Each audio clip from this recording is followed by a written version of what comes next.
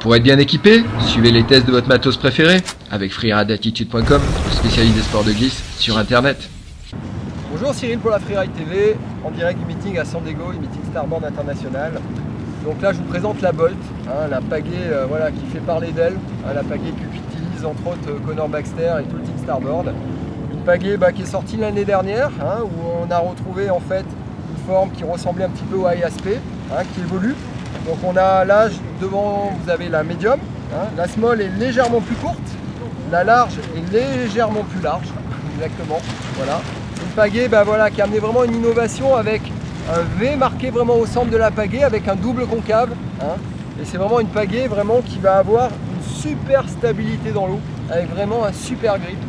C'est une pagaie qui est hyper équilibrée, qui a un super appui, qui est très légère. Et petite particularité de la gamme Starboard, après c'est le shaft, le manche. Alors cette année, qu'est-ce qui change? Pas grand chose sur la pale. On a une meilleure finition ici au niveau de la jonction, d'accord. Mais sinon, il y a une petite évolution au niveau des shafts, avec des flex qui ont un petit peu évolué différemment par rapport à l'année dernière. Donc l'année dernière, on avait 35, 38, 42. Cette année, on a 35, 40 et 45. Là, par exemple, je suis sur un flex de 45. Donc, montrer un peu la rigidité.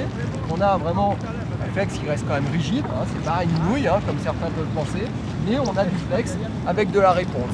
Donc 45, ça va se destiner à ceux qui veulent gagner un peu de confort tout en ayant de la réactivité. On peut faire de la compète avec, c'est pas trop souple, c'est une pagaie qui est un peu plus confortable dans ce flex.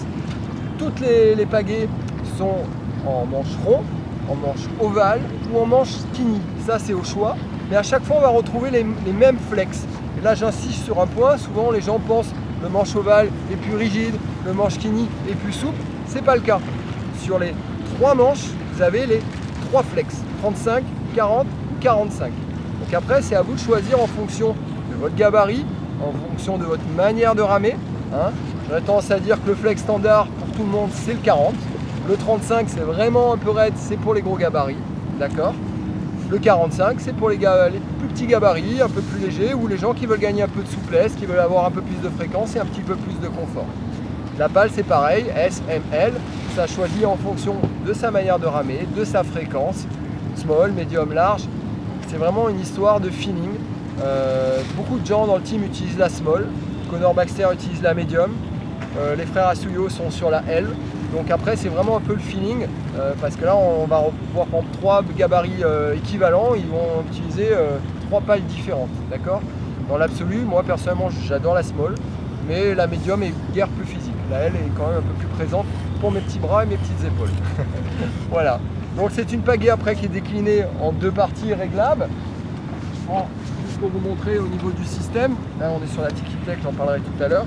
Donc on va retrouver sur la Bolt le même système avec une rainure en centrale ici qui empêche que ça tourne, d'accord, un double clip et vraiment une très bonne finition et toujours une poignée en carbone et également les vis en 3 parties avec une partie ici qui va se défaire, la même qu'en haut, le même. Voilà, donc la Bolt vraiment une référence des pagaies.